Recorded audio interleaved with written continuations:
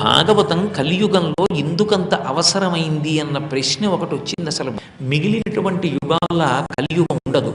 ఎందుచేత అంటే చతుర్ముఖ బ్రహ్మగారు కూడా కలిపురుషుడు ఎలా ఉంటాడో చూడాలనుకుంటున్నాను, సభలోకి ప్రవేశపెట్టమన్నారు.